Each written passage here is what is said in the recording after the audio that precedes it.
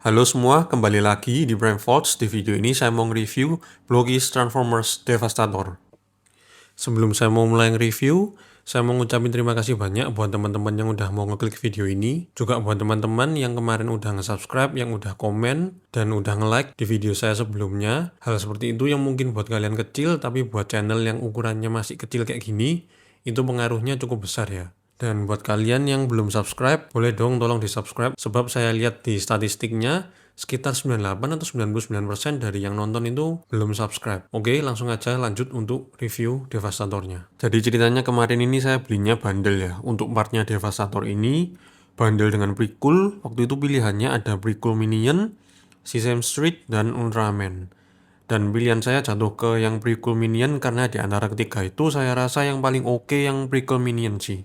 Sekedar info aja buat teman-teman yang masih belum tahu atau masih awam, satu box ini isinya hanya part combine aja ya. Untuk kendaraannya itu dijual terpisah. Di sini kita butuh 6 buah kendaraan untuk digabung jadi Devastatornya, dan 6 buah kendaraan ini terpisah di Galaxy Defender seri 1 sampai seri 3. Untuk bagian depan boxnya seperti ini, ada gambarnya Devastator dan ada jumlah piece-nya berapa. Untuk bagian kirinya ada gambar Devastator full, tapi bagian yang nggak kita dapat diwarnain abu-abu kayak gini. Dan di bagian bawah ini ada penjelasan part apa aja ya yang kita dapat di dalam box ini. Untuk bagian kanannya ada penjelasan tiap membernya ini bisa kita dapetin di seri apa aja.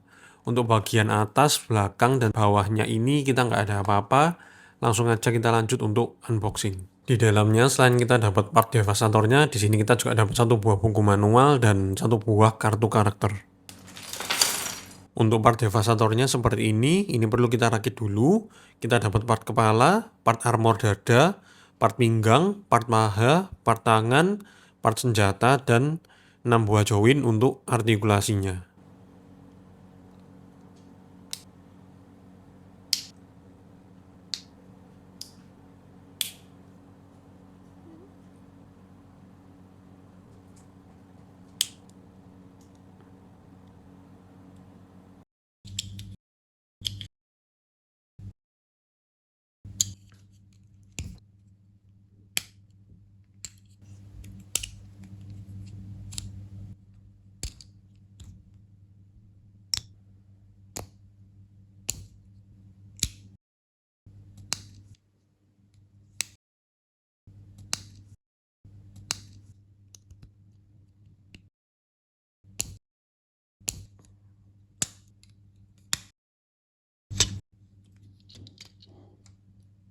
Akhirnya ini udah selesai saya rakit. Setelah jadi di sini kita kedapatan 2 part ekstra ya. Yang pertama partnya Mixmaster, yang kedua partnya Long Haul. Ini coba partnya bisa diintegrasiin ke mode Devastatornya. Menurut saya ini lebih baik sih. Sebenarnya rodanya Mixmaster ini bisa ya dipasang di mode Devastatornya.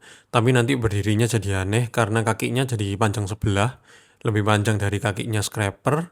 Kemudian untuk berdirinya juga jadi lebih nggak stabil ya. Pertama-tama kita lihat looknya dulu ya. Secara overall, menurut saya ini agak stylized dikit ya. Mereka nggak ngikutin seperti 100% kartun jiwanya. Nanti akan saya poin satu persatu mana yang menurut saya agak stylized. Pertama-tama kita bahas bagian kepalanya terlebih dahulu. Untuk kepalanya ini menurut saya mereka nggak ngikutin 100% ke kartun jiwanya ya. Desainnya lebih mengarah ke gambarnya Studio Ox. Karena di kartun jiwanya kalau kalian tahu bagian samping pipinya Devastator itu nggak ada guardnya kayak gini ya. Sama untuk bagian topi atasnya tuh harusnya warna silver.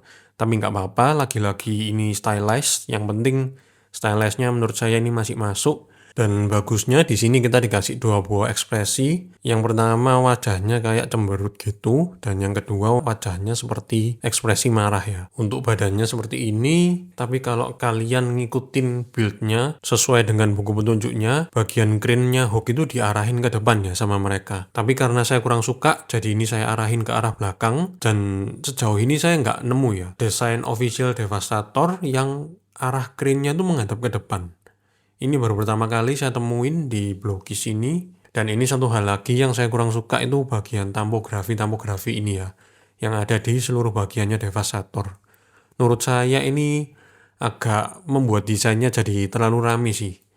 Dan ini metode pembuatan tampografinya pakai UV printing sehingga tampografinya ini warnanya sangat glossy ya. Dan permukaannya timbul, nggak rata sama permukaan plastiknya. Dan karena keglossiannya itu menurut saya nggak cocok ya. Karena permukaan plastiknya Blogis ini warnanya nggak seglossy tampografinya itu. Tapi ini nggak apa-apa, lagi-lagi ini selera pribadi. Kalau kalian suka juga nggak masalah. Untuk bagian belakangnya seperti ini, proporsinya bagus, nggak ada yang terlalu menonjol. Tapi di sini yang saya sayangkan itu bagian atapnya long hole ini ya.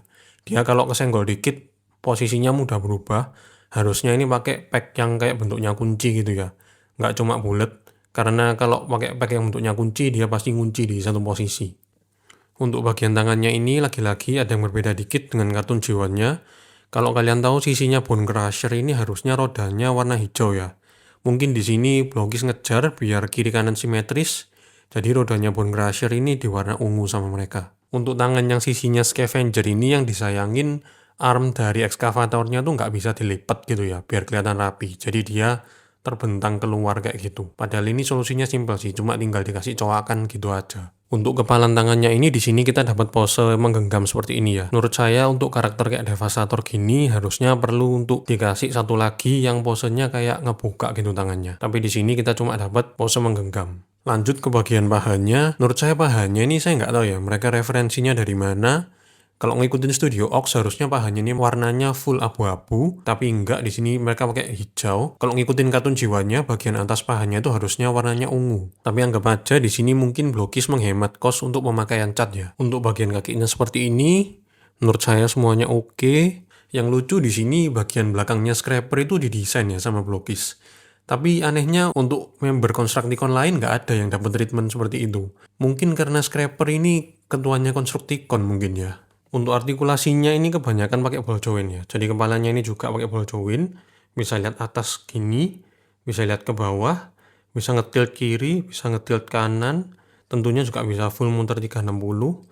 Tangannya ini juga pakai ball joint. Dia bisa butterfly ke depan kayak gini, ke belakang. Terus dia juga bisa ke atas gini, nggak full 90 ya.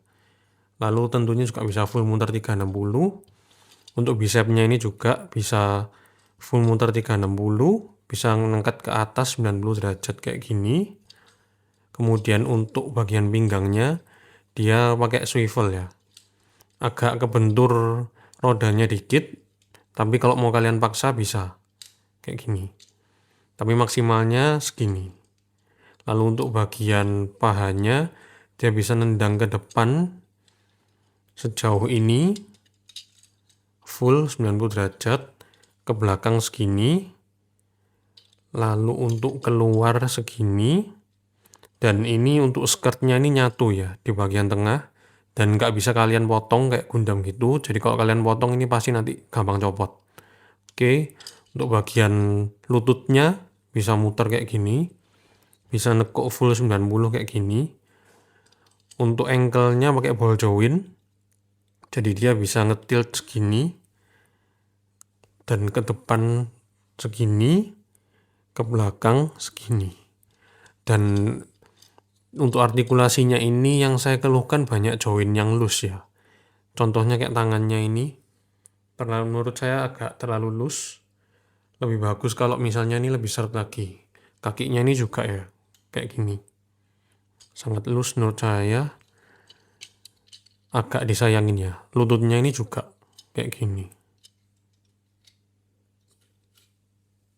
Jadi overall menurut saya untuk harga segini yang saya maksud itu harga yang tercantum di website officialnya Blogis ya.